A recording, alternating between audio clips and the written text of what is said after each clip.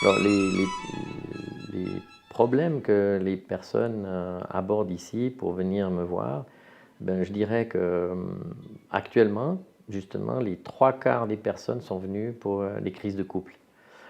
Séparation, adultère, difficultés relationnelles dans le couple. Ça, c'est une grande cause. Mais vous avez aussi le manque de confiance en soi, les difficultés de relation avec la famille, avec les parents, les difficultés avec son corps, avec la sexualité, un certain nombre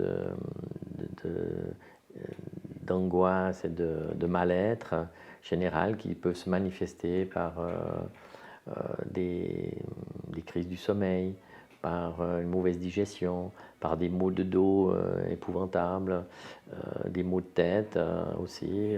Donc les personnes ont une sensation qu'il y a quelque chose qui ne va pas. Ils le sentent très très bien. Ils savent exactement que ça, ils aimeraient bien l'éliminer, ils aimeraient bien le changer, mais souvent, ils n'ont pas conscience que, cette partie de, de l'effet négatif ou de la souffrance qui s'exprime d'une manière très visible, eh ben en fait, ça cache 9 dixièmes d'un iceberg qui est sous l'eau et qui est beaucoup plus importante que ce qu'ils ont conscience et qu'ils aimeraient changer.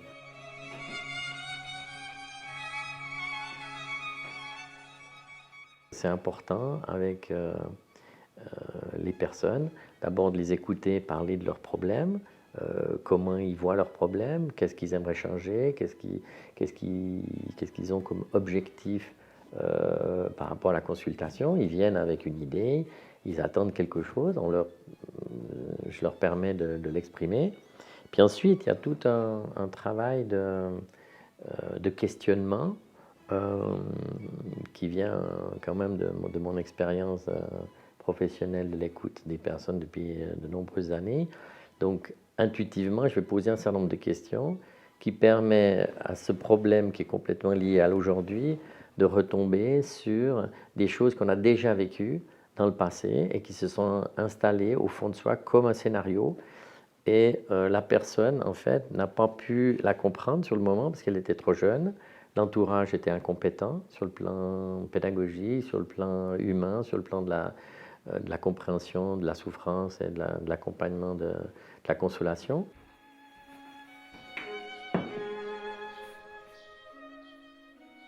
Souvent, donc les personnes refoulent leur mémoire de souffrance et les scénarios de répétition sont finalement là pour permettre à la personne cycliquement de se dire et puis maintenant, est-ce que tu es assez intelligente, est-ce que tu as assez d'amour pour toi-même pour aborder ça, pour avoir envie de bouger quelque chose dans ta vie et de descendre pour comprendre ce que tu as vécu de traumatisant à telle époque de ta vie. C'est ce que j'appelle l'enfant intérieur qui a été blessé, abandonné sur le chemin du développement et puis que la personne, à un moment donné de sa vie, elle a des compétences intellectuelles, elle a des compétences psychiques, elle a des compétences affectives, elle a des compétences sexuelles, elle a des compétences pédagogiques qu'elle va pouvoir mettre au service de sa propre histoire et de son propre cheminement. Et ça a l'air peut-être égoïste, mais je trouve que c'est important de donner le droit aux personnes de s'aimer, de se comprendre. Et finalement, si on dit aux gens, vous allez être le compagnon de vous-même jusqu'à la fin de votre vie, il faudrait quand même être le meilleur ami du monde. C'est mieux d'être ami de soi-même quand on va vivre avec soi-même jusqu'au bout de sa vie.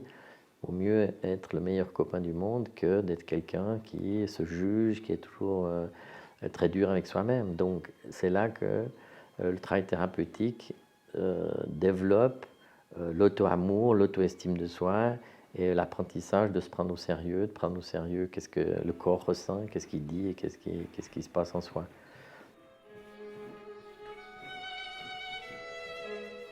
Donc finalement, c'est toute une prise de conscience de la vie, du sens de la vie, et que chaque être humain a une originalité, et que c'est important que les personnes elles-mêmes croient en elles, parce que si quelqu'un qui vit sa vie ne croit pas en elle, pourquoi les autres qui ne sont même pas dans sa vie pourraient croire en elle?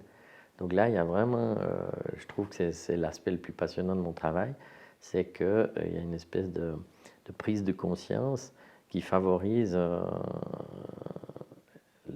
l'apprentissage de l'estime de soi, de la confiance en soi et de l'affirmation de soi. Et c'est très gratifiant de pratiquer un métier qui permet aux personnes de s'épanouir, de devenir elles-mêmes.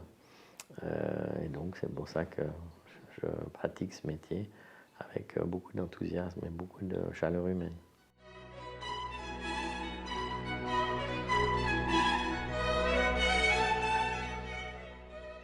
Il y a une intention de guérison, il y a une intention de consolation, il y a une intention de parole et de bonté autour du traumatisme de l'histoire de la personne. Donc on peut ainsi permettre à la personne de se guérir et de découvrir la compassion pour elle-même. Et là, c'est là que l'aspect de la collaboration dans ce lieu avec une collègue masseuse, Sandrine Rousset, qui va plus loin encore par rapport à la mémoire corporelle, puisque c'est le massage intégral du corps qui devient une expérience de guérison et d'émotion et de changement de la mémoire corporelle.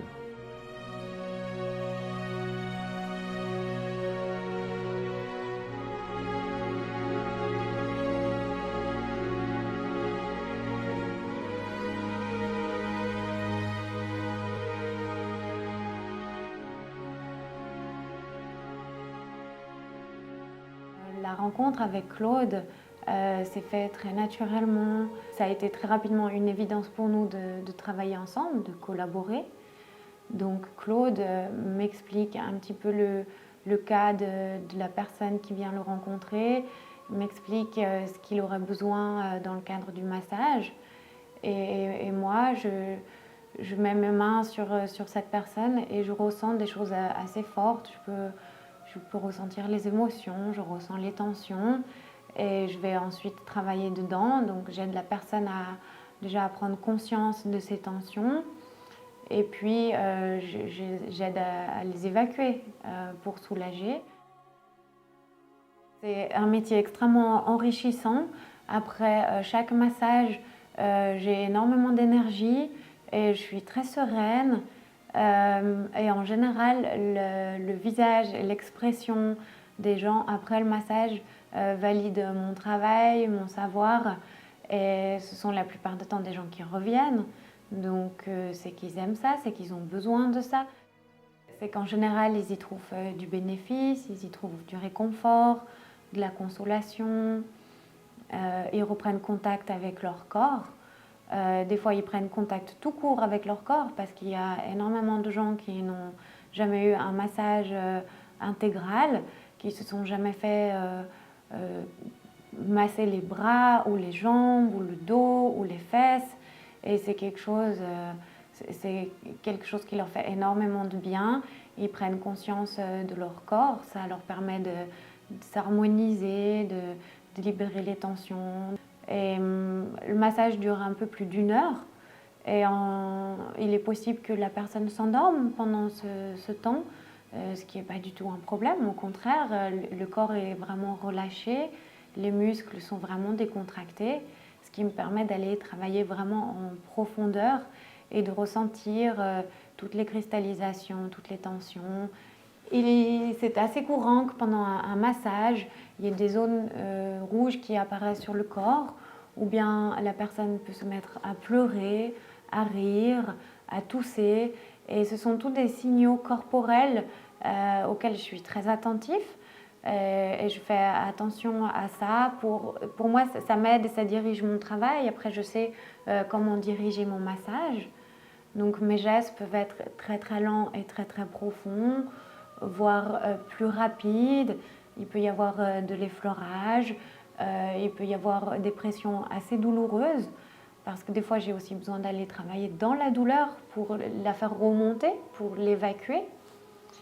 Et je travaille avec des huiles essentielles bio, naturelles.